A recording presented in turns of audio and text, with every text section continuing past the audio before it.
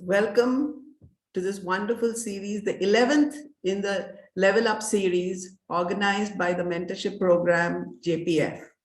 So over to Vishalji to tell us a little bit about JPF and introduce our esteemed speaker for today, Ajay Bohora. Thank you, Jajinendra, everyone. Good morning on this special Sunday and very special session we have. On request of Ajay, I would keep it slide free to get straight to him as early as possible. And that is, I think, one trait you'll see in Ajay that he is very fast and curious. I think we will talk about JPF mentorship program later. Sanyogji will talk through it. But overall, Jito, we are part of. Jito is a wonderful professional organization in the community focused on economic empowerment, knowledge and service. Different wings, about 67 chapters plus many international chapters, very professionally run organization, number of projects across different facets of the business, professional service. I think you can find more information through the Jito website. There have been a number of sessions in the past. I'll spare the details. But as part of Jito, we started, I see a message, can't hear anything. I hope you are able to hear me. Yes, we are. As part of Jito, one such wing is Jito Professional Forum, which is all about connecting professionals from all walks of life with each other to share, to help each other and to inspire each other. And mentorship program is one such endeavor. And today's session is to really get inspiration from someone none other than the chairperson of Jito Professional Forum himself, Ajay Bohora. He himself has inspired many of us, including me, very closely. And I'm sure you will see that later in the session.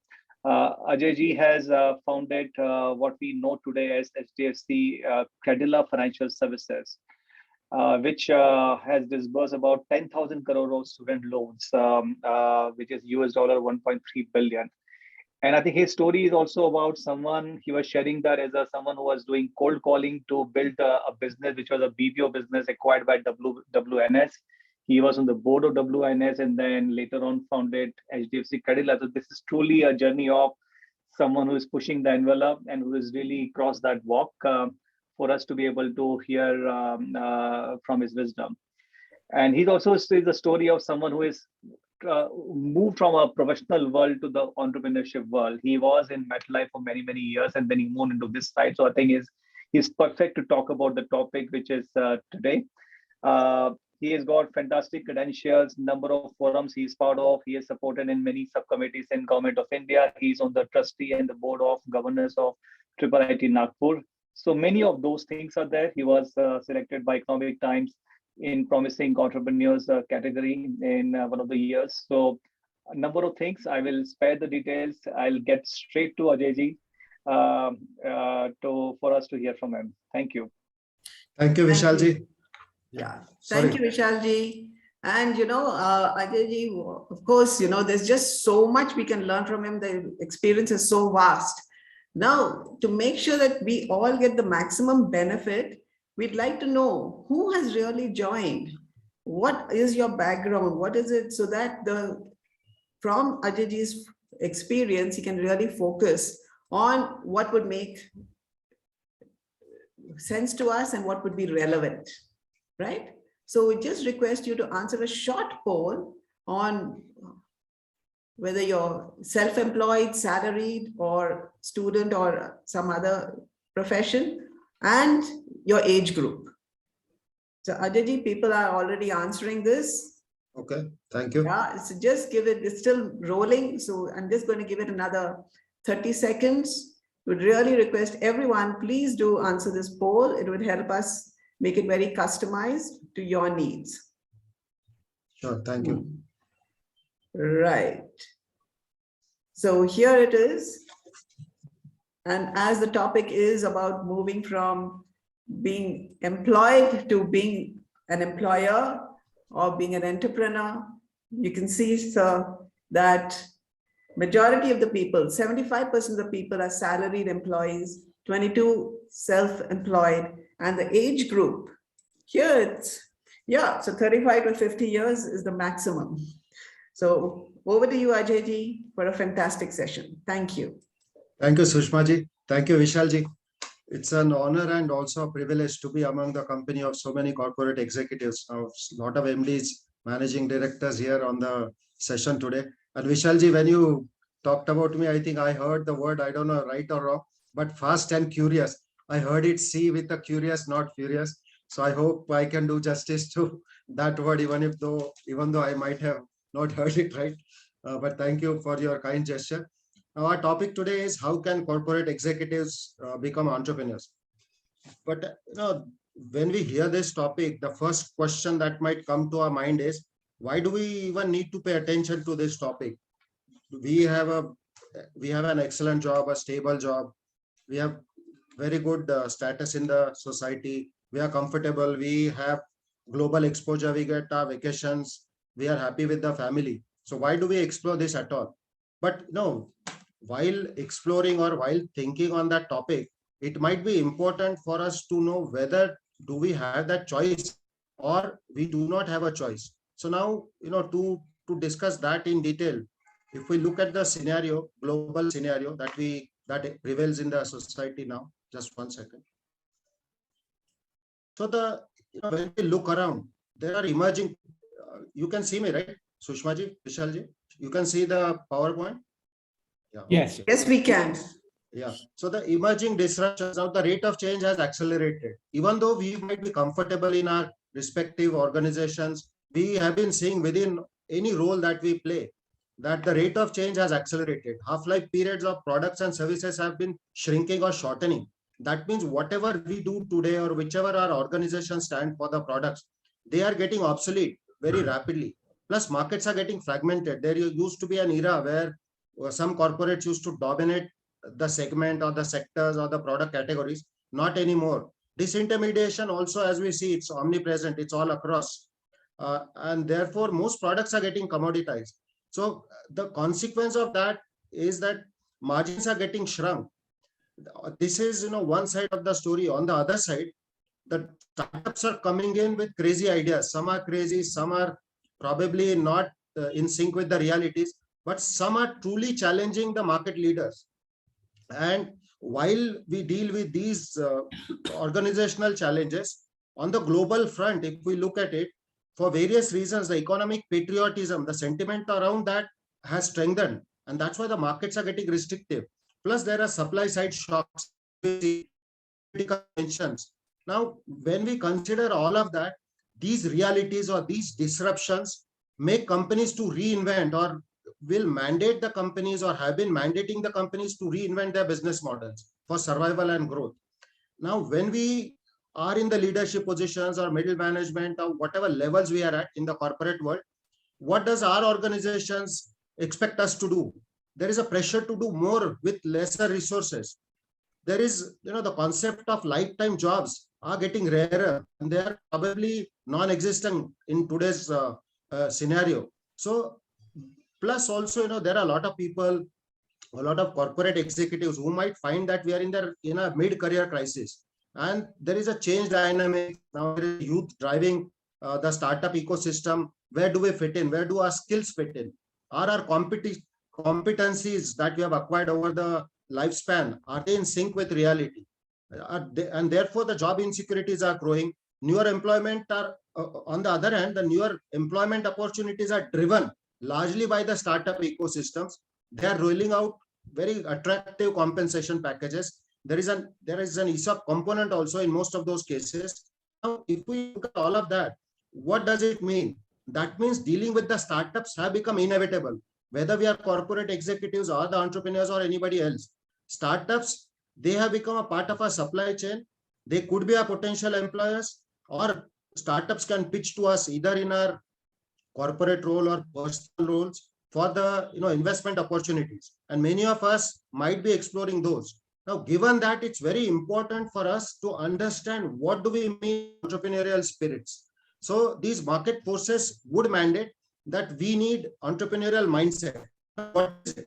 And first of all, one question, has it ever happened? Or there are many cases around, some are success stories, some are not not as big the success stories. But can corporate executives become entrepreneurs? Meaning that could be a rhetorical question, or some people, most of them would have it. What is the probability of success? So, as Vishalji has said, my brother and I, we represent that journey. We have been corporate executives, and then we became the entrepreneurs.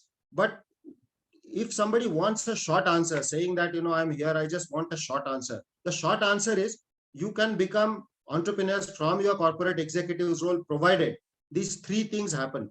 Provided that entrepreneurship is the only thing we always wanted to do. Provided we are willing to take do or die risk, because the risks are very high.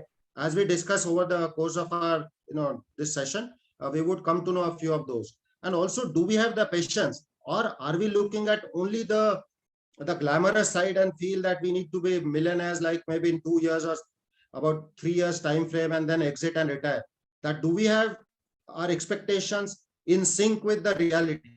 So coming back to the example, my brother and I, we both of us are engineers. Our father is a lawyer from Nashik. We are not from a metro city. So I'm saying that because many people might have that question. So I thought, let me first establish my credential, whether I can speak on that topic and how that journey has been in a nutshell. So we are engineers, both of us. Then I went to New York to do MBA. Anil, my older brother, he did BE from Pune Engineering. I did from HDFC Mumbai. He went to do the US to do MS. And both of us were there for a few years. I was there for 8 years. I worked with MetLife for 6 years, selling insurance and mutual funds. And after that, based on the cold calling, we started. It looks insane, naive / stupid to me when I look at it retrospectively. Maybe because of depth of conviction or stupidity, we thought that cold calling was the way to do, because that's the only thing I could do at that age. I was about 26, 27. And that's how we joint venture partner from Des Moines, Iowa. So my brother and I, we owned 49%, the US side owned 51%. We started at Nashik Bay in 1997 when lease lines were not in existence. We grew it to about 450 people. Then we acquired the stake of the US company, and then we continued to grow it. And then we got a deal from WNS, which had about 18,000 employees at that time, which was a captive of British Airways and backed by Warburg Pincus. And then when we got acquired, I got to serve on their board, and we had a 2-year plan with them where we scaled it up to 400 companies, our vertical, our healthcare vertical, and then we exited. And then we were looking at what to do next, and that's when Credila got started. That's a long story, but I just gave 2 or 3 milestones, and then we will move on.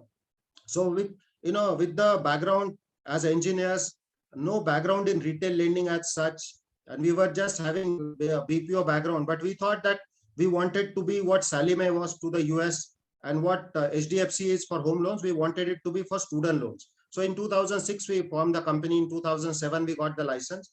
And our business earlier was to tie up with the largest player in the market segment. Our BPO, we then approached various entities, and DSP Merrill Lynch ended up becoming our equity investor in 2008 when they owned 40% and my brother and I owned 60%. And then in 2008, when we woke up on one Saturday, the news came in that DSP Merrill Lynch is not our investor anymore. Bank of America is our partner now, and they became 40% owner. But then again, they said that they will not be principals across the world, any lending organization. And that's when HDFC acquired the stake of Merrill Lynch. So Merrill Lynch at that time had $1.7 trillion under management. So as the entrepreneur, that was a pinnacle for me, that we could get somebody of the stature of Merrill Lynch as our equity investor, with both of us as the individuals. So once that happened, then HDFC came along, and then our journey started. In 2010, we disbursed 100 crores. Then we moved, and then when we exited in 2019, we had disbursed 10,000 crores.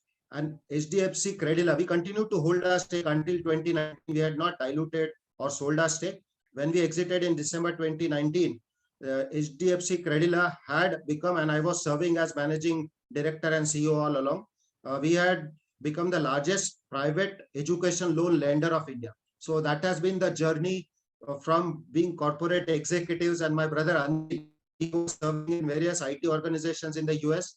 He was there for 14 years. He served with AOL, Time Warner also, and then Pitney Bowes and many other organizations. So our story is what the topic is today.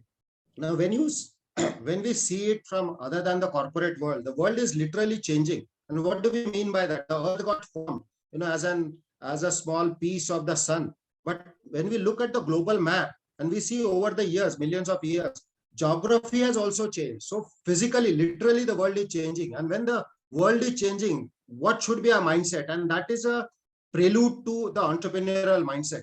That innovation alone is not enough. Innovation is doing the same thing with a bit more efficiency. But that doesn't hold true in today's world. It has to be a disruptive idea. What we mean by disruption is making things that make the old things obsolete. Meaning it has to be out of the box thinking, some new approach. And the mandate now even in the corporate world is, unless we roll out new products, unless we disrupt the market segment we operate in, we could be disrupted ourselves. And so what are the key attributes of a disruptor?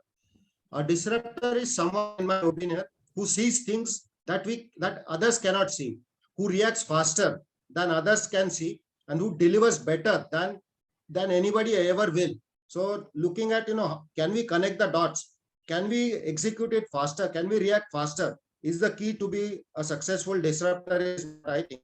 Now, in the nature, there is a very good example, and it always amazes me. The beetles, which are cockroaches, we call them, they have been there for over 140 million to 300 million years. They have been there. And why, when there were so many dinosaurs and many other species which are extinct now, what was it so special about this insignificant species called beetles? Is that they just change with the new ecological environment, and they adapted to the environment.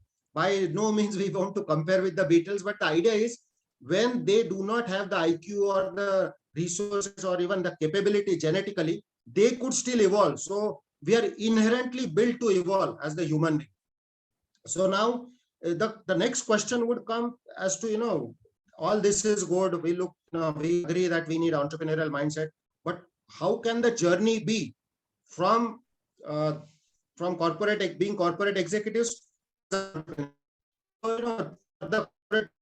two very critical and commonly used words or commonly experienced things. One is that each corporate has its own layers, and there are a set of meetings. Layers and meetings is very common. Now, what happens in each layer?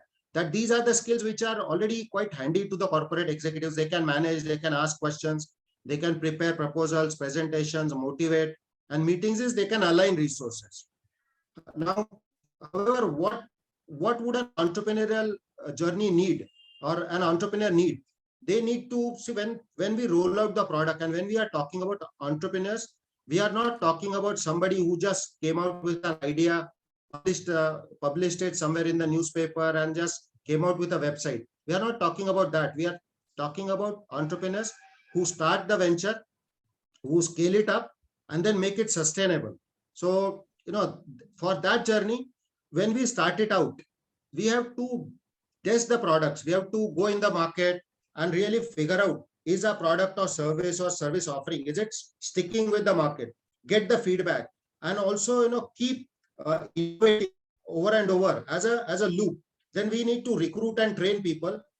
However, it's very easy to recruit in the corporate world when we have budgets, when we have resources, when we have good offices. But when we start out, we do not have the offices, large offices, or we have extreme constraints of resources. So in that way, what an entrepreneurial mindset needs to do is, how can we motivate people without much resources?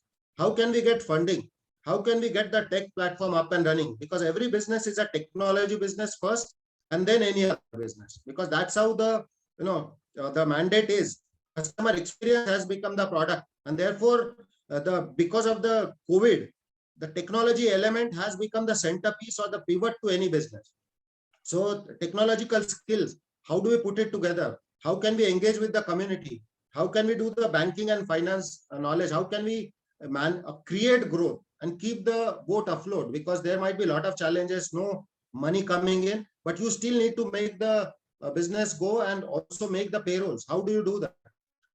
If we were to compare these two, what we look at is that what can corporate executives do better and what can the entrepreneurs do better. So corporate executives are organized because organization, given the layers, has the mandate. While as here in the startup world or with the entrepreneurial mindset, we have to be creative because there are no layers. The startup cannot afford to have layers. You have to think very, on the spot, and you have to really be ready as to what we can do. So while we discuss these, maybe it will be a good idea to share some of the experience I might have. Is that when we were starting out Credila, if we go back here, so we did not know the prospects. We thought that we roll out education loans and then that's where we will start. But which segment should we focus on? Should we focus on Indian students going to the US?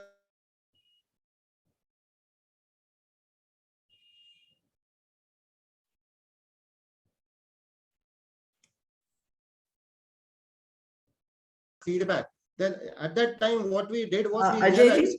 Ajay ji, thoda sa we lost your voice for a little bit. Okay. When you started about the student loan. Yeah. Could you start there? Thank you. Okay. So, so being in the field, like when we go out in the field, it also is the feedback for us because we as the entrepreneurs, we have to wear multiple hats as the chief marketing officer, as a chief operating officer, as a chief financial officer, and chief operating officers and many others. So while doing that, unless we are in the market, unless we lead from the front, unless we lead from the field, we will not be able to get that. So, I myself went to the market, figured out that what are the nuances of the sector.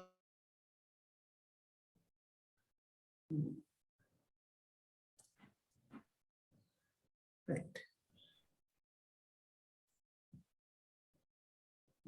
There is a little bit of connectivity issue. While we're waiting for Ajay ji to get back his connections, we'd like to mention that these slides and this entire session would be available on YouTube. I think Ajay ji is back. Yes, थोड़ी सी connectivity issue हो रही है. Sorry. Go ahead. So, then we because we did not have the resources at that time. So we tried to figure out what should be the training model. So what we did was we created an assembly line approach, like thinking out of the box, as we have said. So we said that instead of underwriting process being a one block, why don't we split that into smaller chunks? So we reinvented our business model, and that was a disruptive way to reduce cost on one side, also to distribute the workflow and manage like even 10,000 crores of disbursements we were doing when our headcount was only 250 people.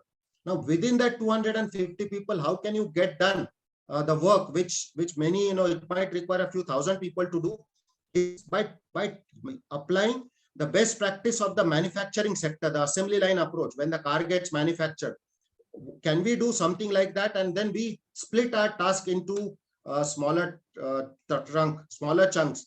Then also for recruitment, we figured out that credit is a very complex process. We need needed senior bankers and people who understood the market segment. Now it was not possible for anybody to join in without appropriate compensation. So what we did was we gave them a reason, or we created, and we were very passionate about it. We created the purpose around which we can build a team. And that purpose, what does education loan do?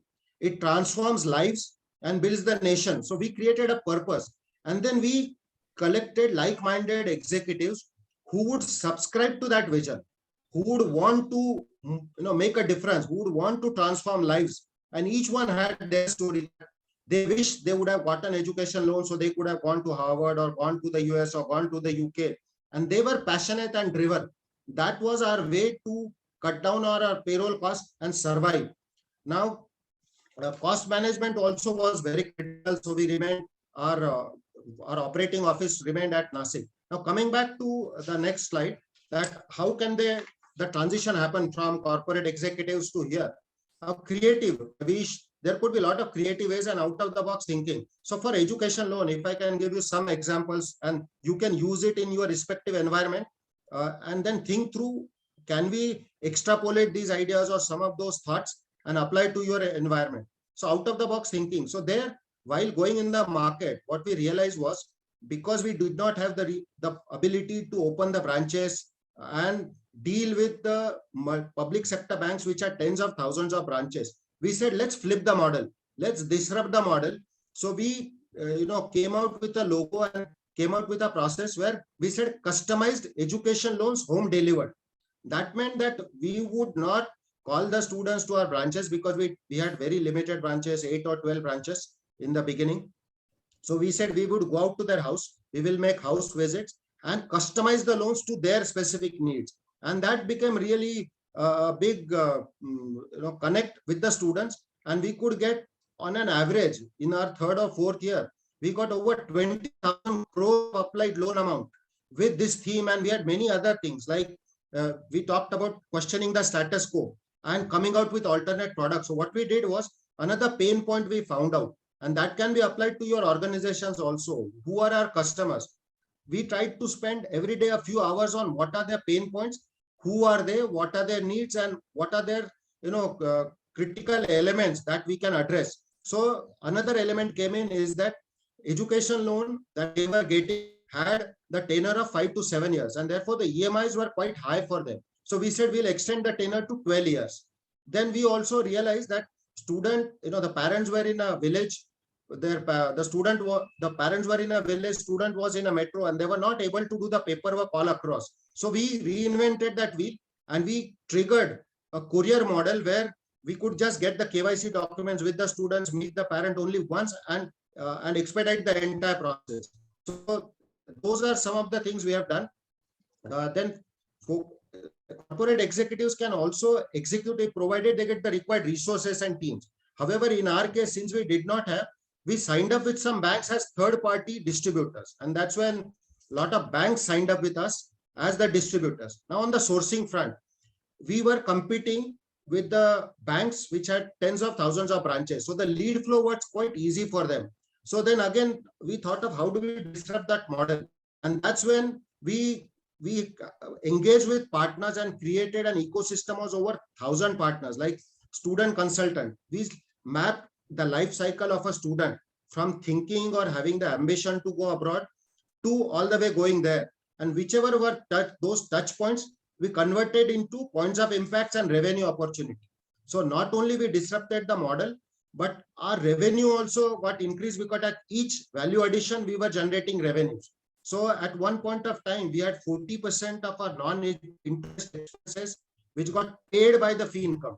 40% of non-interest expenses got paid by the fee income. So while we disrupt the models, that's one entrepreneurial spirit, which I think is very critical, is we also figure out how can we generate money to keep our ship afloat. And now coming back to this is, it's very common for the corporate world that we need all the data information before taking decision.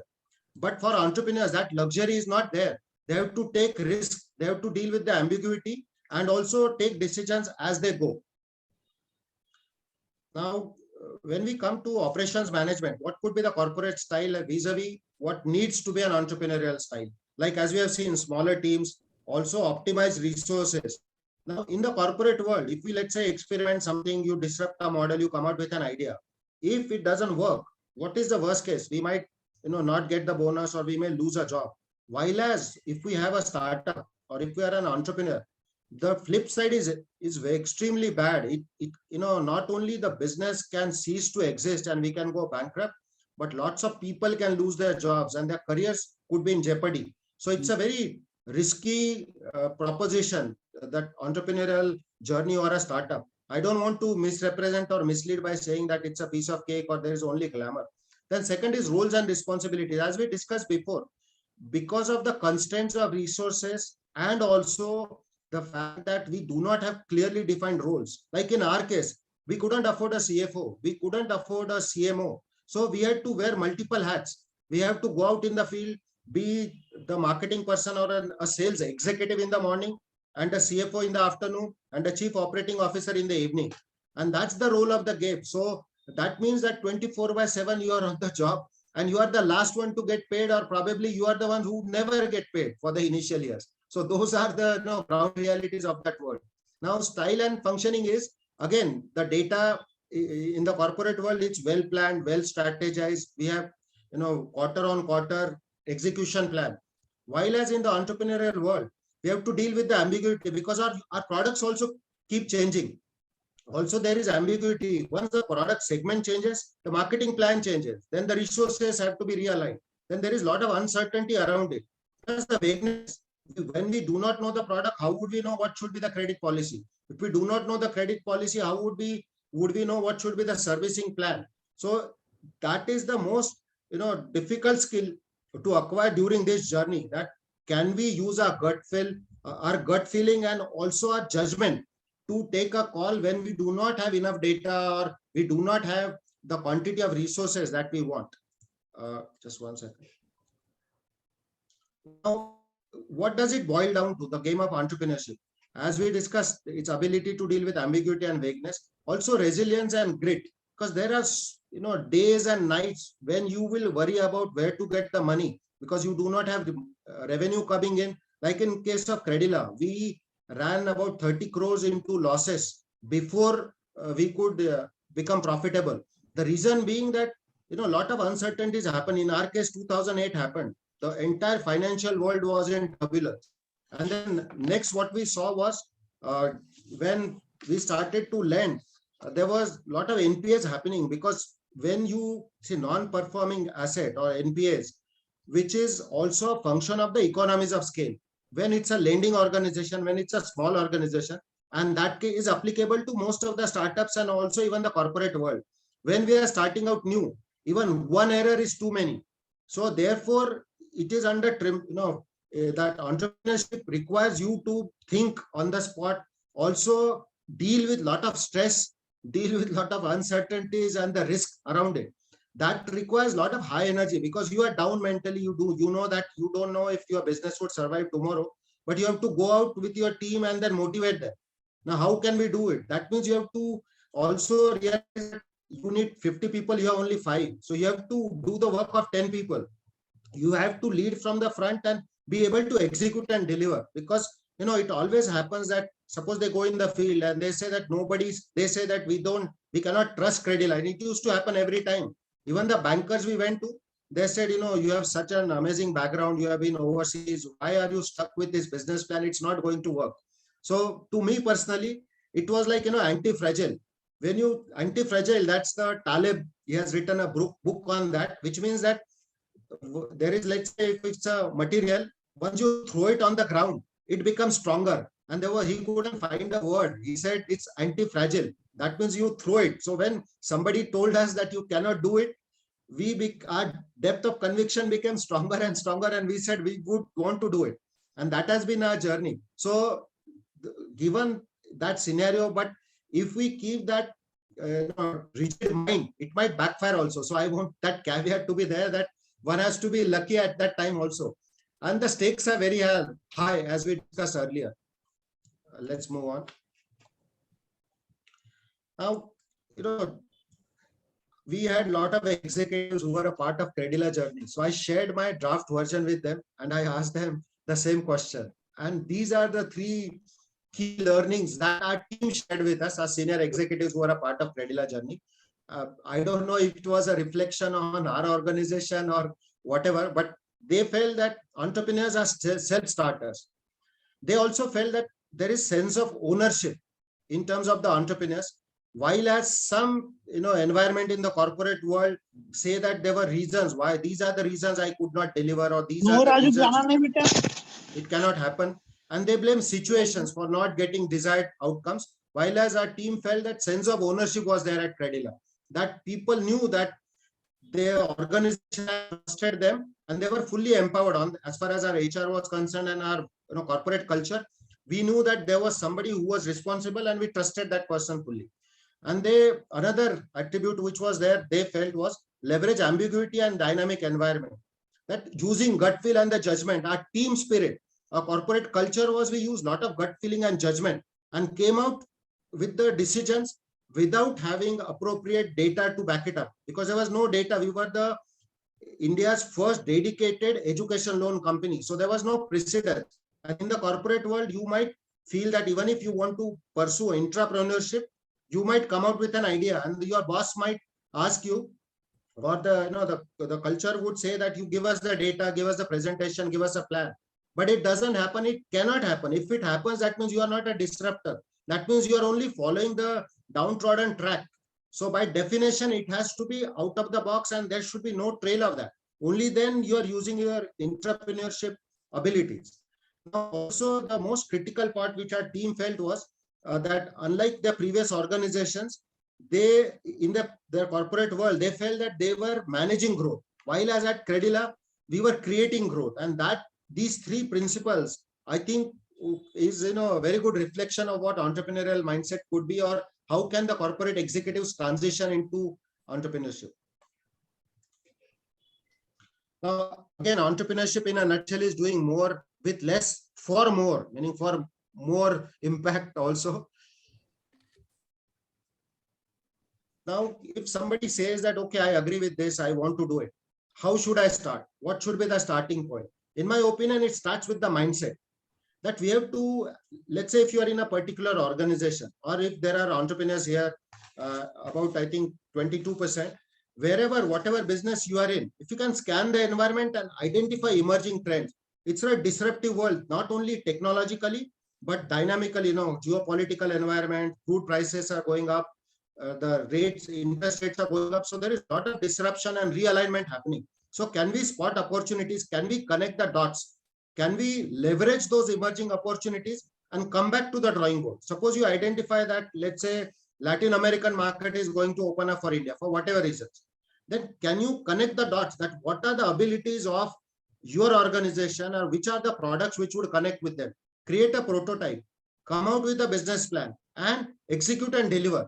And our belief, our experience which I can share is, when we pitched to Merrill Lynch, they looked at us and they knew that we had no background in banking. We were very transparent and honest. And when they invested, we asked them that somebody of the stature of Merrill Lynch, how did they invest? Or even HDFC, how did they invest in a startup? There was only, both of them gave us similar answer. They said it was your passion and depth of conviction. They felt that with us or without us, we are with them or without them, we are going to do it. And once within your organization, even if you are in the corporate environment, if your bosses feel that you are so passionate about your idea, your concept, whether the organization backs you up or not, you are going to do it. Once they get that feeling, they will back it up. Now, other thing, what we can do, what else can we do while being in the corporate world? So there could be 2-3 steps. One is prepare. Like, while being in the corporate world, we can learn skills which we currently don't have.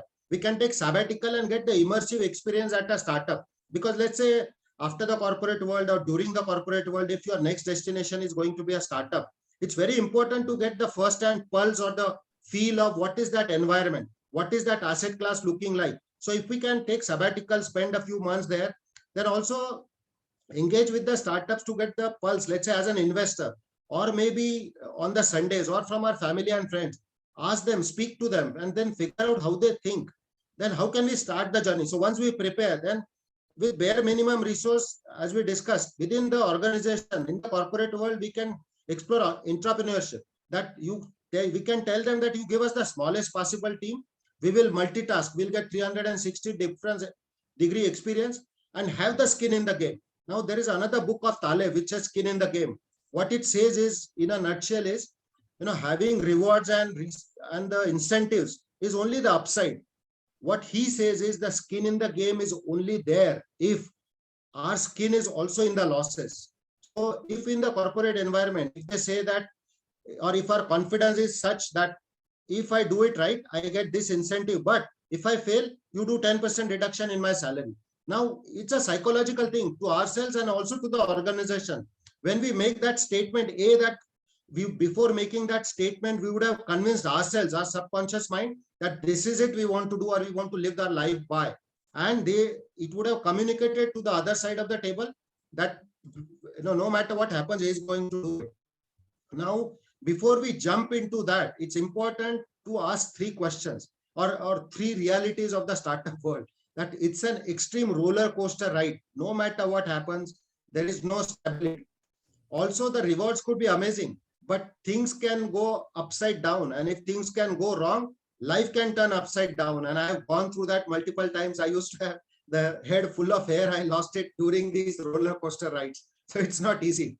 And one has to be 100% in it or not at all. So now, just last few slides, we'll skip through those and then we'll open the floor for our next topics and Q&A. So, this is what I felt while thinking about it over the years. I asked myself, what is entrepreneurship to me personally? It's like climbing the mountains. Mountains call the climber for the thrill of it. So, it has to be a natural call. And while the mountaineer or somebody who's taking there, once he or she treks there or climbs the mountain, they do not fear of falling, because the natural calling is way stronger than the fear of falling. And it happened to us, even though, personally speaking for myself, and family sacrifices were too many, which I cannot even comprehend. But while doing that, I was never, sad in my life. I was very stressed, but not sad, because that was the natural calling. And those of you who want to pursue that, say that it's a once in a lifetime experience. One should not, complete the life without it, is what I feel.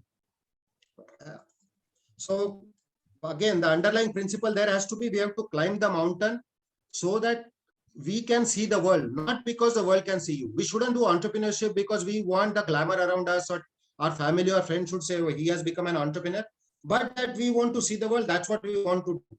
Now, I'll conclude it with one very important thing which I learned over the years. Now, these people, I'm sure we would not have been able to understand who those are. Now, who those are, before I answer that question, let me talk about something, the moon. It has been there for generations. There have been folk songs, lorries around it. It has been there, the fascination of the mankind for all the civilization. It has featured even in our astrology. There are a lot of festivals around moon. It also has featured on the flags. And so moon has been there all along. There was fascination. But then someone connected the dots. Somebody said, let's connect the dots and send a man on the moon. And these were the people who came out with the idea and said, we'll send the man on the moon. And these are their names.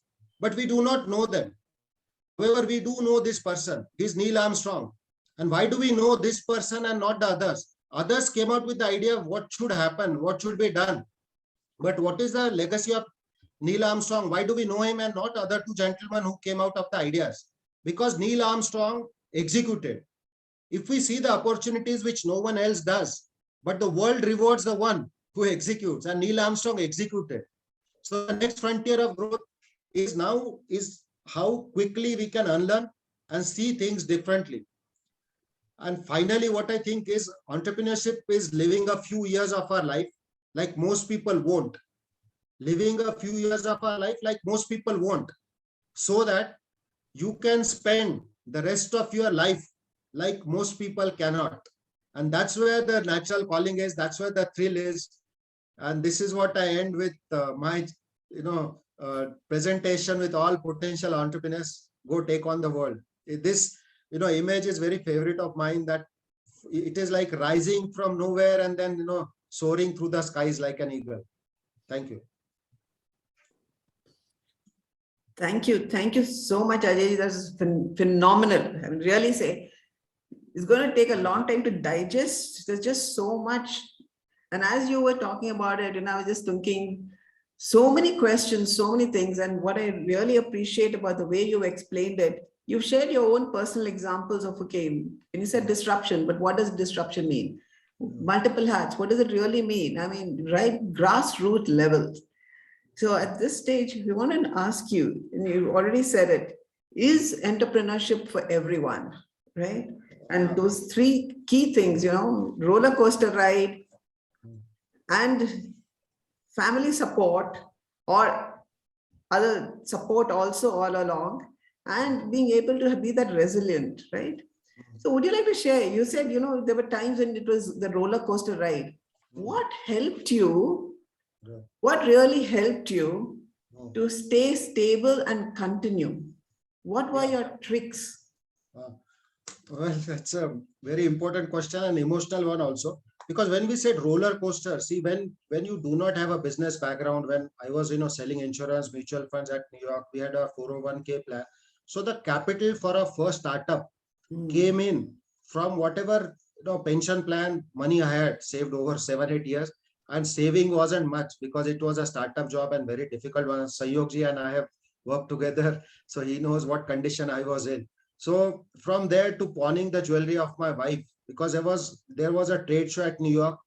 I had to go there and there was no money. So, these are the extremes. Then, having gone through that, you are questioning how does one keep sanity or the stability?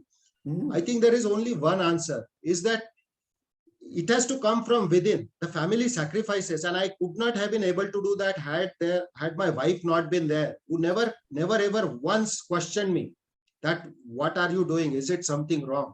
She has gone through the struggle worse than the struggle of mine. And that always happens with the family. Children also had to travel. While my wife was pregnant, we had to go by the local to Mumbai because in those days, BPO was not a common thing. And our computers were stuck in the excise and the customs. And coming from the US, you are in a dream world. You don't know how the customs department or other department works. Nothing against them, but it was a very highly bureaucratic thing. I used to cry a lot. Now, from there, where the stability came in is I used to go for a long walk, and second thing, be with my family. And they were my anchor supports. When you look at the family, you feel that, they are with you. That's it. I think that gives the peace of mind, but it was not at all easy. Wow. Amazing. I mean, yes, it really, really brings up again and again and again the importance of family and family support. And Sunita ji is here. But, Sunita ji, thank you so much. I'm sure Ajay ji appreciates, but I think we also thank you because we wouldn't get all these stories if that support had not been there, right? And she had, while just to share one more thing, because those of you who are considering it also has to keep in mind that when you are in that journey or that transition, cash flow is stuck. So you do not know when would the next cash flow be. At that time, unless your family is fully with you, one shouldn't jump into it because, otherwise it becomes absolutely unfair to them. In my case, at times I had just assumed and took them for granted also. But they're, in the heart of the heart, they were with me. And that's very critical, is what I strongly want to appeal to everyone. Wow. Thank you. Okay. Before I ask my next question, I'd like to really invite anyone who would like to ask questions, please post it in the chat box. Ajay ji is here. And, if you'd like to make a comment, again, please, you could raise your hand and we can open the mic for a quick discussion there, right? So, yeah. Yes, Vishal ji, I think you were just about asking a question. Yeah, so I think one question which also came as pre-submitted, Ajay ji, that entrepreneurship is linked to startups and startups are linked to young people, right? And you saw 2/3 in this group are in a age bracket or they're already corporate professionals and are thinking entrepreneurship, right? Yeah. So I feel that as a startup, when you want to go in an unknown territory, you have to lean on experience. Maybe you have to be realistic, but at the same time, this world is related to entrepreneurship, related to more young people with the high energy, but they may not have experience. So I just want to understand what is your submission to this 2/3 group which is here in this session. I now belong to the group of the 2/3. But Vishalji, your point is extremely valid, I think, and the question is appropriate. Now I can share because my children are not on this session, I hope. But I told them the same thing, that without experience, if you venture into a startup, it's a recipe for a disaster because it's an uncertain world. Looking at the scenario every day is a different world now. And post-COVID more so, given the geopolitical tensions and what's happening in the global economy financially. It's a world which is unable, nobody can comprehend. So experience is a must. So what I feel is, if I were to live my life again, I would probably get more experience from the industry, generate network, make contacts, identify where the pots of the gold is, where the opportunities are, and then venture into it. For example, if somebody is, let's say, in the late 40s or early 40s, that person knows how the industry functions. That person has built pedigree. That person has built a track record of being able to deliver and lead larger teams. They have, a reputation to maintain. And once from there, they also have vantage point to look at the world and explore opportunities. Once they identify the opportunities, and once they say that this is where the next, next wave is going to be, or next disruption is going to be, the probability of success for them is extremely high, is what I believe. So to answer that question, young people without experience, see, within young, if it's an experienced young lot in the age group of 35 or beyond, I think they still have experience. But a college graduate becoming a startup, personally, I'm not very bullish on that, unfortunately. And I don't know if I can share the experience, but Prashantji, who is the MD of GE Power here, he, I believe, is one example who sees the emerging green energy from a vantage point, having attended his mentoring sessions a few times. Somebody like him can come out with a business plan which would have a very strong foundation vis-a-vis somebody else who does not have experience in green energy and coming out with a value proposition for the market. Yeah, does that answer, Vishal? Yeah, it does. Thank you so much. Yeah. So maybe the answer is that while in the corporate world, keep an eye on the opportunities, learn, but protect your mindset so that you do not become accustomed to a comfort zone. I think that is critical. Yes. Right. So maybe that's where the answer lies. Yeah. And also, see, it is because of the layers. Now, banking industry, if I can say now, banking industry survives on the residual income. If the balance sheet size is, let's say, 6 lakh crore, the spreads are 3%. So about 18,000 crores would come in anyways, no matter what happens, no matter what are the incremental efforts. While as for us, for most of the other industries or even the banking industry, once the disintermediation trend starts, and for other industries, they could sustain their expenses and the layers and the bureaucracy because of what was happening all around it. But those models are under attack now. Like if we see the FANG gang, they are coming into financial services.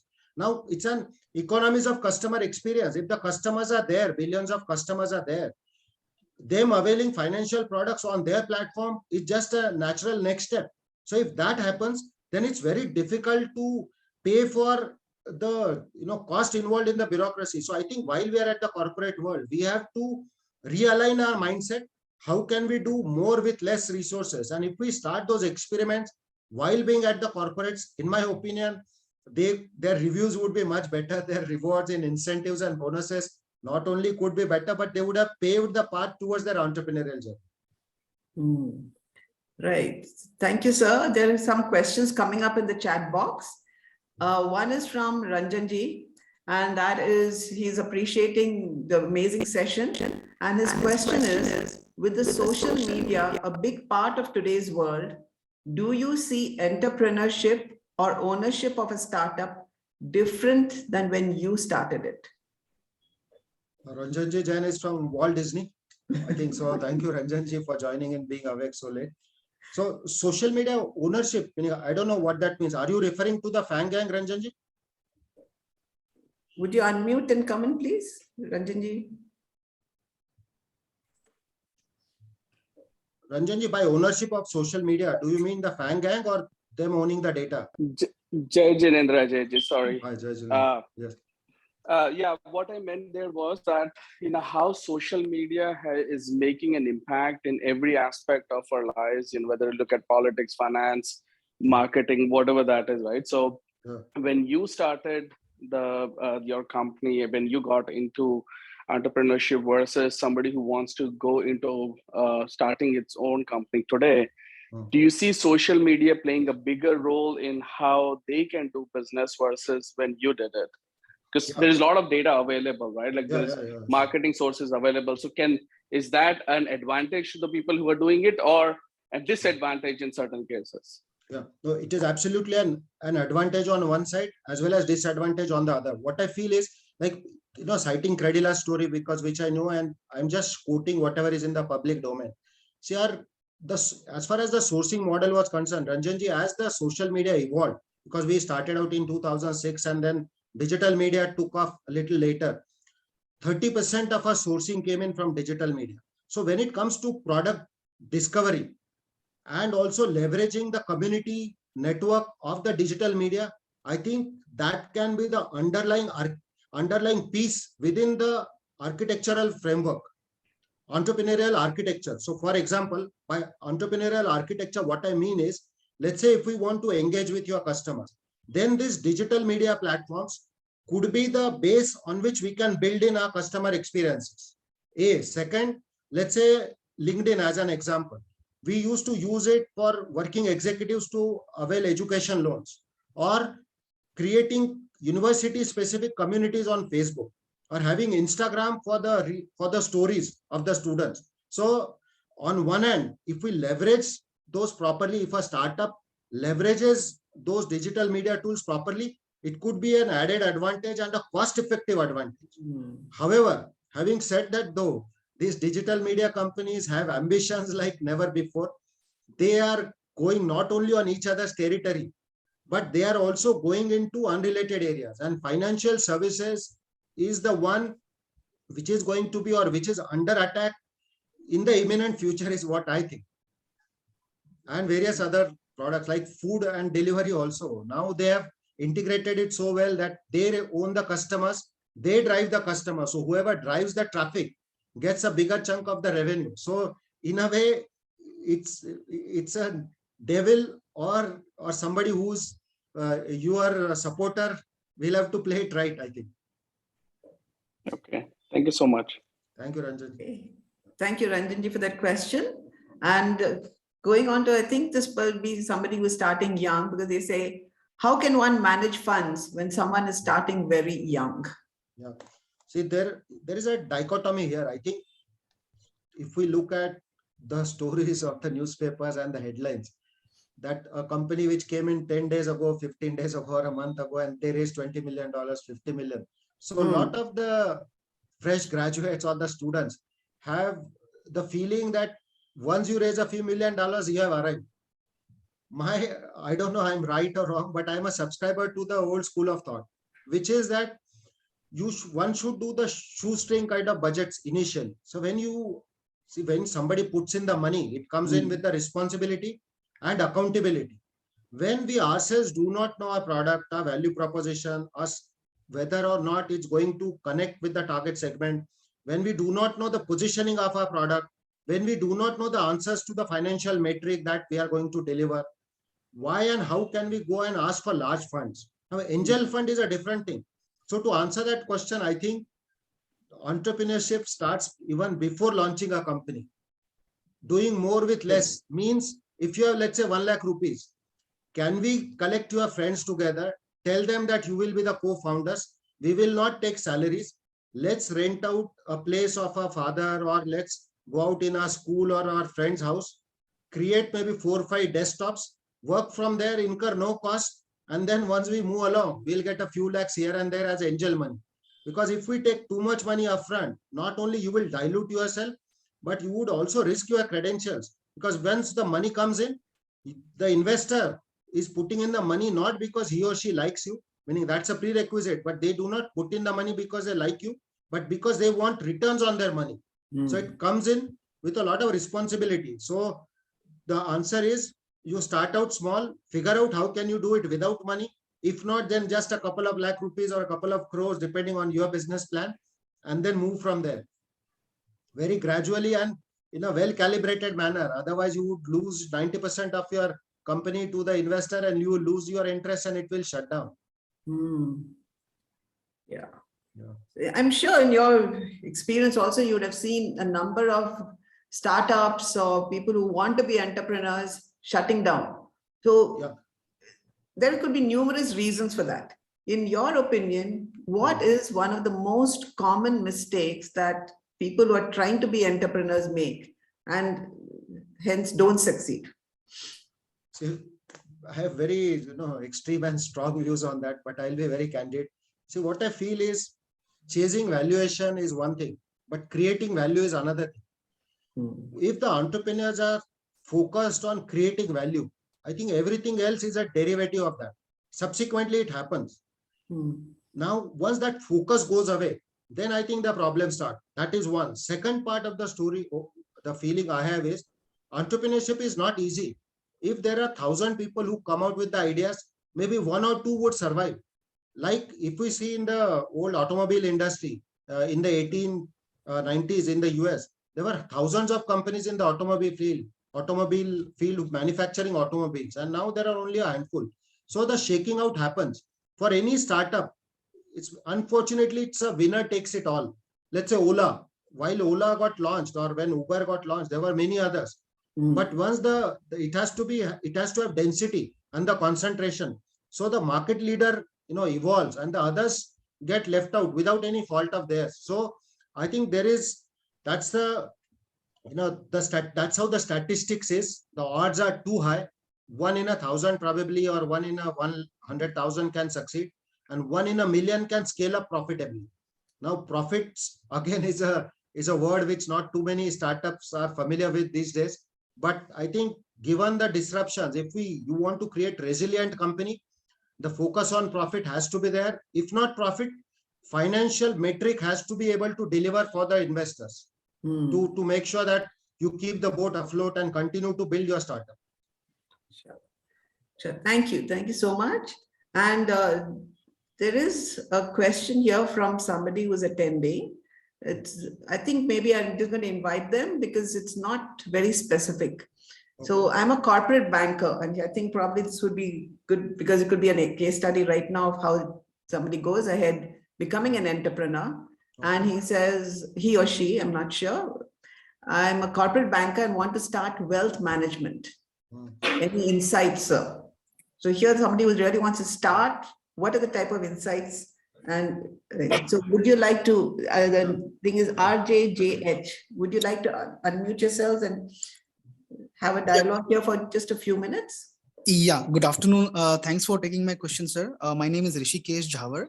I am a corporate banker. Just a couple of questions that I had. Thanks for a wonderful session, and we have kind of answered a couple of my questions, but just wanted to hear from you also. So this thought of entrepreneurship keeps coming multiple times, and wealth management is something which excites me. But what is holding me back is, this corporate pressure of, like you said, doing more with less time or less resources. And even though it excites and I kind of start building some plan, this hyper competitive nature in wealth management. I mean, there are so many wealth management firm, wealth managers that at times, takes leads me to a backseat. And the third question would be, should there be plan B or just plan A? If you have a plan A, just go ahead, or there is no plan. So I understood your question, Rishikesh. First of all, I think it's good that you are thinking about it, being a corporate banker. Now, if I can share my journey, while at MetLife, I was a de facto wealth manager. I was not a fund manager, but we used to have portfolios because I was licensed to sell mutual funds in the state of New York, Connecticut, and New Jersey. So there, the people gives you money. The people give you money because of the credentials of the organizations whose products you are selling. So for example, if you, as a wealth manager, either if you become a fund manager, then your credibility, your own credibility and your own credentials are very critical. If you are a wealth manager as a distributor of mutual funds or distributor of alternate assets, then I think the credibility of those organizations can become the most critical factor for success.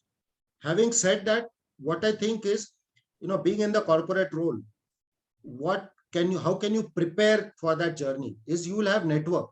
Now, once you deal with the corporates, if somebody, meaning not you specifically, but anybody who intends to do that can go an extra mile. Let's say if your appointment is at 2 hours at a given corporate, might be you want to plan it ahead of time and meet the entrepreneur of that organization, or meet the founder, or meet the senior executives and take their views, so that potentially in the future, once you go on your own in your wealth management journey, they could be your potential clients because they would have seen you in your previous avatar and they would have recognized you, they would have trusted you in your previous role. So that could be one thing one can do. Second is, I think whether one should jump into it or not is one, at least I applied that principle across my journey, is what is our distinct competitive advantage? How are we different than the others? Now, wealth management is a very cluttered segment which has been and will continue to be. Also the disruptions coming in from digital players like the Upstocks or Zerodha and many others. Now, when they come in, what is your value proposition to your target segment? Is your target segment same as theirs? Are they the millennials or are they the retired people? That needs to be fine-tuned. And I think that brings me to one important point which we could not discuss is business plan. When we started out the BPO, we had a business plan, very detailed one. And for Credila, we had a business plan which was what 200 pages, iterated multiple times, at least 100 times, and taken feedback from various stakeholders or various members of the ecosystem. If you start building that wealth management business plan, lot of questions will get answered, lot of unknowns would become knowns, and it will give you clarity. It will help you crystallize your thoughts. You will realize, like, for example, competitive analysis. While doing that, you may realize that only for the working women who are above 50, there is no wealth management company. You will be able to identify niches or pockets of opportunities where you think that you will be aligned or you can be well positioned to address those target segment. That way you will be able to create a niche. Like in our case, education loan in the US was $1.5 trillion opportunity. But in India, all lenders put together was only $10 billion. And that's when we saw the opportunity, that why in the evolved market, it is 130 times more than India. And by the way, even today, all lenders put together, it's not more than $10 billion in India. So the opportunities are huge. So you'll have to also scale, explore the scale at which your market can go as wealth manager. Other 2 points are, I think, technology. It is imperative for any business or any entrepreneur to know how the technology can be leveraged to your advantage.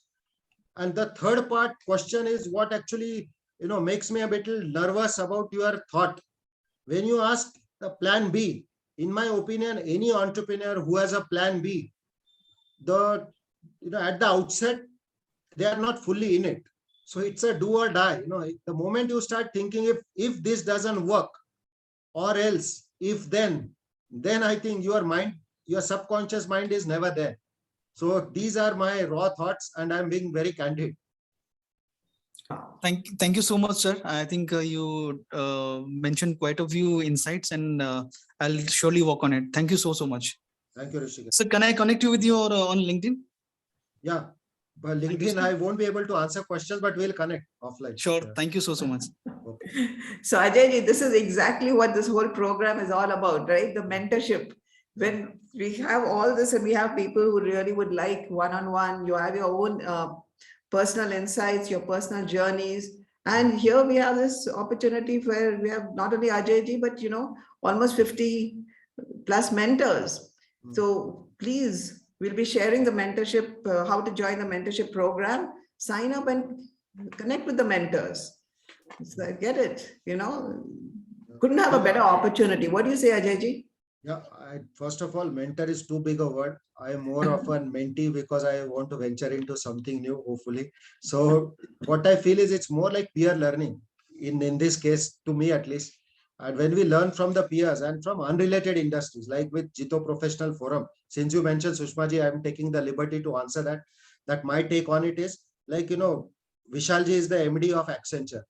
Right. Prashant ji is the MD of G Power. You have the US background.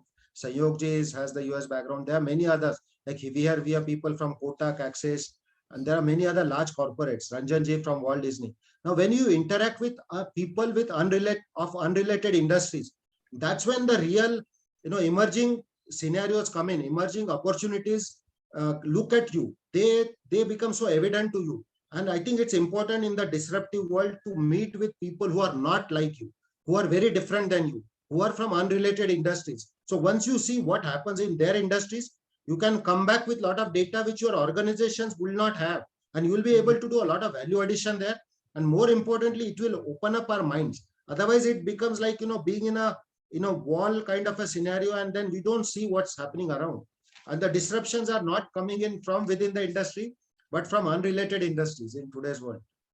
And in the forms also, Sushma ji, there were about, I think, 12 questions. So whenever you want, we can go over those. Yeah, let's look at those. I think that's wonderful. And thank you. Really what you said is about networking with unrelated, right? Yeah. I think most of these you've already answered.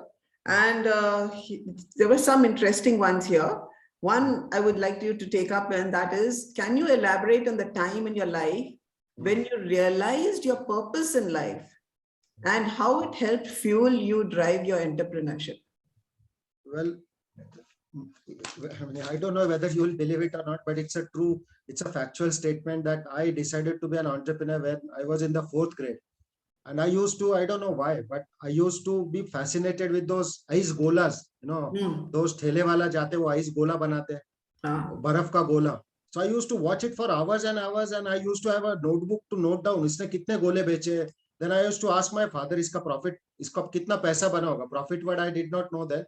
Iska kitna, and I said, मुझे यही करना है. इसको जितने बच्चे आ रहे हैं, इसने, and I used to know that we can get the ice cube at maybe on a kilo basis, and he used to sell gola by gola. So I was fascinated from my childhood, and this was the only thing I felt I would be able to do. Or usme, so purpose in life, I think that phase has come now only. Once I, so having had MetLife, or sorry, Merrill Lynch as our investor with $1.7 trillion under management, having HDFC as our investors, being able to work with our board. Credila's board was currently Axis Bank MD and CEO, Amitabh Chaudhary ji, he was a part of our board. Then Gruha MD and CEO, Sudhin Choksi sir, who sold his, Gruha to Bandhan, was on our board. ED of RBI was on our board. HDFC's top bosses, the MD of HDFC, Renu Karnad ma'am, and the entire leadership of HDFC. So having worked with them, having gotten all my dreams and of life fulfilled, I feel blessed, and that's when the purpose in life came in very recently, and which is now that because the God has blessed us so much, we need to share our blessings with people and create jobs. So that's my passion. Now I feel the purpose is, how can I contribute my maybe micro or nano share to create jobs? Wow, amazing. Thank you for being so open, and sharing these things. It also brings me, I read a book called Rich Dad, Poor Dad. So when you're talking, Gola Dekhe, when I was 4 years old, 5 years old. Yeah. So when you talked about entrepreneurial mindset, it just brings me, how much of a role does upbringing play? Because upbringing also, there's some places where there's any safety, be an employer. Rich Dad, Poor Dad really talks about that. The mindset of, yes, be a great employee versus be a great employer, which started in the family itself. Yeah. So I read that book, not for myself, but for my son. So, there, what I feel is you are right. But also, if I can preamble that with a thought that if we look at the story of Dhirubhai Ambani, and if we see his life, there was no support from his family. And there are many other stories. Even if you see Amazon's founder, his hardships, or even Steve Jobs, when he was disowned by his natural parents, birth parents, and he lived through a very rough life. There was no handholding as such. So no doubt that upbringing helps. But for that, rich dad, poor dad, isme pehla part hai, rich dad hona zaruri. So, there are two parts. If there are people who are on the forum now, if they are rich dads, I think personally I can share, and in the right spirit, because I believe in it and all of you are friends. In the past 4 or 5 years, I use my time with the next generation to do my knowledge transfer. And I took conscious efforts for hours and hours. I used to write down what would I share with them in the story format. And that helps. That nurtures their mind for upbringing, because we are blessed ones. We are privileged ones. We could get all the opportunities. Having said that, though, the most dangerous entrepreneurs in a positive way, or most hungry entrepreneurs, are the ones who do not have that kind of upbringing, because hunger drives, the luxury and the comfort pulls it back. So on one hand, good upbringing is positive, but it should not be in the absence of hunger or ambition. Right. Sure. Okay. So moving on, thank you so much. And moving on, there's another very interesting one. And that one was, startups are generally equated with youngsters. Why not retired or near retirement seniors? And what avenues do you think are open for them? Yeah, a lot of avenues. So for example, a lot of board positions are open for them. And when the new startup is there, when they go to, large investors, they need corporate governance. Like in our case, HDFC brought in that corporate governance, and that makes a huge difference in terms of the way you conduct your business, in which the way others perceive you, in which the way your corporate culture comes into play, and the best practices. So those senior people can join in as the board of advisors or board of directors to them. Second, if your functional area is, let's say, finance, then, or let's say operations, or let's say strategy or operations, then you can identify the startups where you can add real value to them. And again, it should be in a different way. There could be, I have seen some corporate executives who go in there and add bureaucracy to the startups. And that's quite fatal. It can be detrimental to their survival even. So it should be that you do not enforce anything on them, just act as a facilitator or a catalyst. And that journey also is not easy, because given from the corporate world, we feel that we say these things and it happens. Why are these youngsters or startup not listening to me? And then the ego sets in. And that could be very dangerous for both sides. So I think if our mindset is open, if we really want to create value for the entrepreneurs, then based on our functional skills, we can be a part of those entrepreneurs and add those specific strength to their team members. Sure. Thank you so much. But the last part is, having said that though, let the entrepreneurs run it, because the executives, if they try to run it, they would not have the drive or the passion of an entrepreneur who came out with the idea in the first place. I think these are very important points which you're bringing up. Being very mindful of time, I'm going to just take one more, and then we'll do the JPF and the formal vote of thanks, after which we'll again open it up for interactions. Would that be okay, sir? Yeah, sure, please. Okay. So Gaurav Chaudia, who's attending, has asked a question here. And he says, the comfort zone, how does one sink in the mindset of quitting the paid structure and zeal it into the entrepreneurial step? What contingency amount should one think of while starting up? 999 days was once said to set up a business. Your guidance and your thoughts on this? Yeah, I think Mr. Birla ji, GD Birla, he has said 1,000 days. So I think that's where 99 days come in. But it's a good question. But, to me personally, it's a very difficult one to answer. The reason being it depends on the lifestyle. See, on one hand, if it's a very comfortable corporate job, and if you're happy with it, and if there is no natural calling to be an entrepreneur, then I think one shouldn't rush into jumping to be an entrepreneur because there is a family pressure, or your peers are doing it, or because there is a lot of rewards in that field. If entrepreneurship is getting pursued because of reasons other than your natural calling, then in my mind, it's a very risky proposition, because as such, that journey is very painful. It's a roller coaster ride. And if your own conviction is not deep enough, and if your mind is not fully prepared and not 100% in it, then it becomes quite a difficult journey.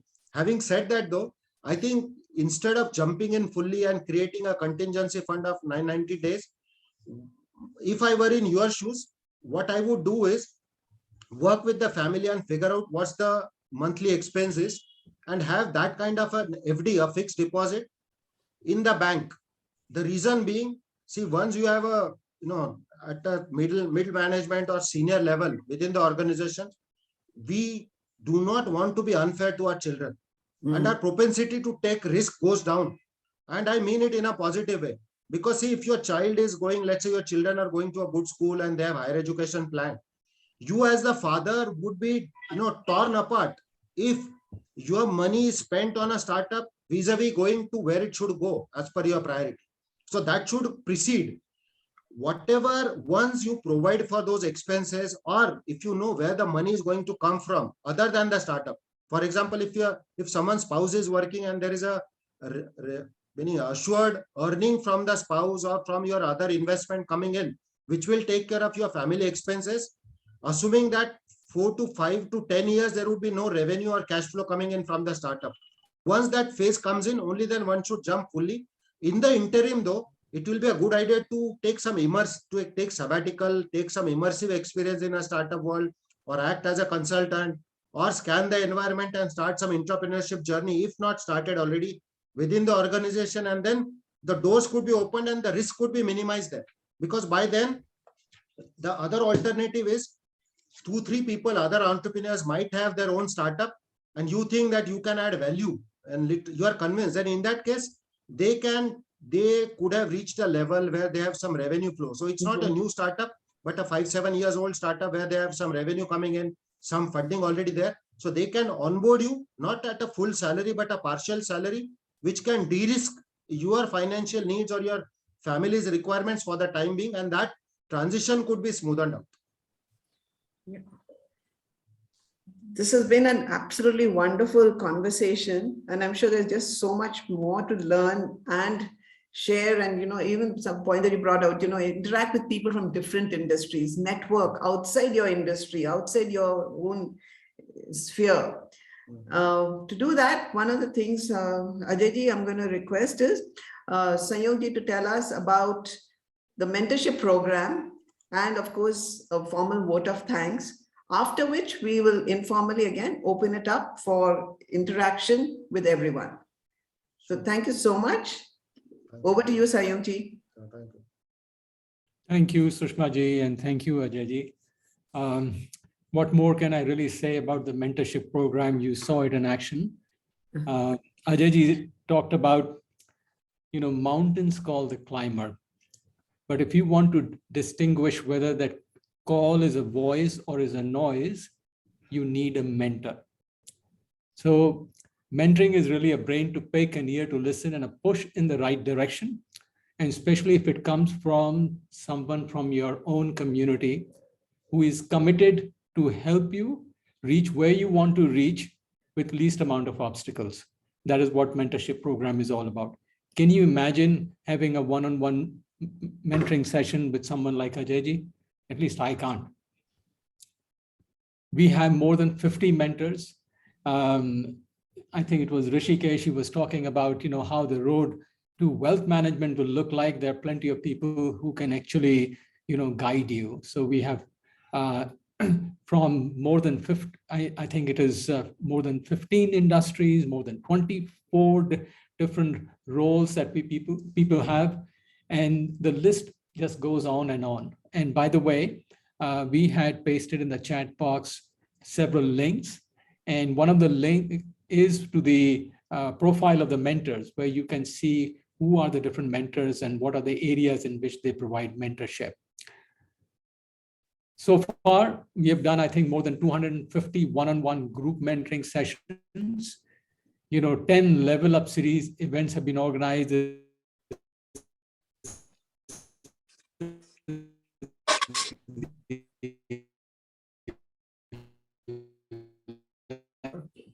We're losing some connectivity here.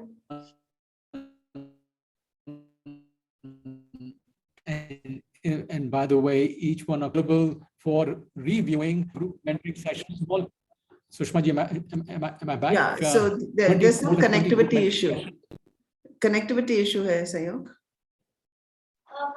Now we can hear you. Just try again. Just try, please. Okay, so perfect.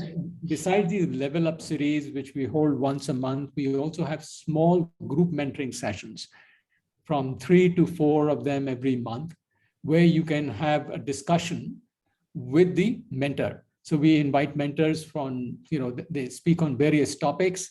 They give you a background on various different industries. We have more than 50 mentors, who represent 24 different industries. More than 15 areas of mentorship is offered. You can have situational mentoring. You can have developmental mentoring. We have Sambad, where we interact with the people who are in our, mentee groups. Today, that mentee group has more than 450 participants. We also have friends of the program, people who are interested in helping this program grow. As Prashantji always talks about, we need to connect people, all people from the Jain community, so that we can really build on what each one of us has achieved. And, I will not say this is the most important thing, but can you imagine that all of these things coming to you at no cost? So this is what the mentorship program is all about. Here are the different categories, whether it is leadership, career transition, operations, international business, entrepreneurship that we heard from Ajay ji today, career growth, AI, ML, analytics. Swati ji is there today. She is the expert in there, digital marketing, personal branding, you just name it. There is hardly a field which is not represented on this particular slide. On the YouTube, you have recordings of our Level Up series. You also have recording of several of our group sessions. Group sessions, we sometimes we record them, sometimes we don't, because we want people to be free and open to ask questions. But all the sessions are there. You can revisit those sessions. And there is also a session from Sonal ji, where she talks about how do I take advantage of a mentorship meeting. And by the way, the link to our playlist is given at the bottom of the slide. And I will also once again paste it on the chat. I have done it before, but I'll do it one more time.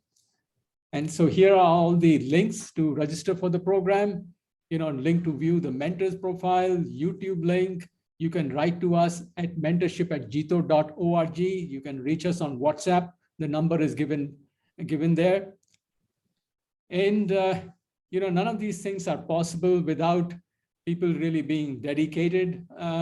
So we have the blessings of the Jito Apex leadership team, and we have Ajay ji, he's speaking to us. We have Prashant ji, he's also part of the audience. We have Milan ji, he's also present.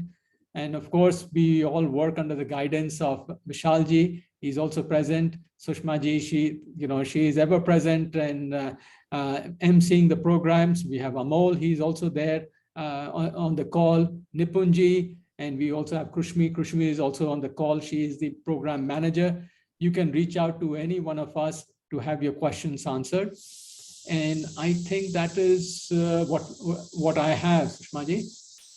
Okay, great. Thank you. Thank you for that. And, I've put the links again, and please definitely sign up, spread the word in whatever way you would like to help and be associated with it. Let's take this forward to a wonderful session right there. So thank you, Sayog. And would you like to just summarize the whole thing with a formal vote of thanks? Well, I don't want to summarize it. It can't be summarized. You cannot summarize somebody's lifelong journey and what they have achieved. But there is something very special that I share with Ajay ji. I've known him for 35 years, I think more than 35 years. And you look at the school yearbooks, and then you look at a person so many years later, and he always believed in speed, and he was very curious, and he was always there to find, for him, every problem was a gift. We talk today that every problem is a gift, but when I look back, I saw someone looking at every problem as a gift. I wish I could share so many things which I know, but his journey has been absolutely unbelievable. And while I was listening, I've got some 3-4 pages of notes, and I was just thinking, I hope my daughter is listening. If she is not on the call, hopefully she will listen to the recording. It is so awesome. And by the way, these programs, even though we realize that today is a Sunday and Sunday is supposed to be, a family day, I completely agree with you. Sunday should be a family day. But families which learn together, they stay together, they grow together. And this is one opportunity which the JPF program offers, where as a family, we can learn together. So Ajay ji, what can I tell you? Thank you so much for adding to my learning. And it is so special to see you, to see Sunita ji, and it is just awesome. And how you have grown as a person, but you never forget the people, you met on that journey. That is so special. And I can vouch for that. And in a little way, I would like to support you that how you can transfer the learning. And I guess that is the reason why at your encouragement, I became part of this program. As Motilal Oswal said, that you learn, you earn, and then you return. So all our mentors and all our, I should say, core team members, we are here to return. And so once again, thank you very much. And like anything else, without the participants, no program is ahead. So I want to thank the participants for joining us. And I hope you will join us again in the month of July. And to the core team members, all the hard work which goes behind, sometimes you don't know how much of work goes at the backstage to make a program like this come to life. So thank you, all of you. And with that, I would officially like to close the program, but pass on the program back to Sushma ji so that she'll take it from here. Over to you, Sushma ji. Yeah, Sushma ji, with your permission, can I add something about what? Sure, please. Yeah, in the interest of the topic of the session, since Sanyog ji spoke about, we go back 35 years ago. I remember the first time we interacted. See, I had a lead from New Jersey, and I was doing financial planning in New York as a job with MetLife, and Sanyog ji was doing it at New Jersey. So I had a lead. I found that his number from somewhere, and I called him. I said, I have a lead, but it will take, the toll from between New York and New Jersey was, I think at that time, $6-7. I said, I will save on my toll as well as the fuel cost. And I said, I'll set up the appointment. I'll do everything. If you can go there, we'll share 50-50. And that's how, and we had not met. The first time we met was to go to Canada. We met at Penn Station. We had only spoken on the phones, did business together as partners for 2-3 years. And then we met for the first time. So that's how the journey started. So when he talks about it, he himself then came back, became the head of training and development for MetLife, then AXA Life. He has amazing pedigree. And Sanyog ji, I think your spirit and your dedication for the field of learning and knowledge sharing, you are an inspiration to me. So thank you. Thank you. Sir.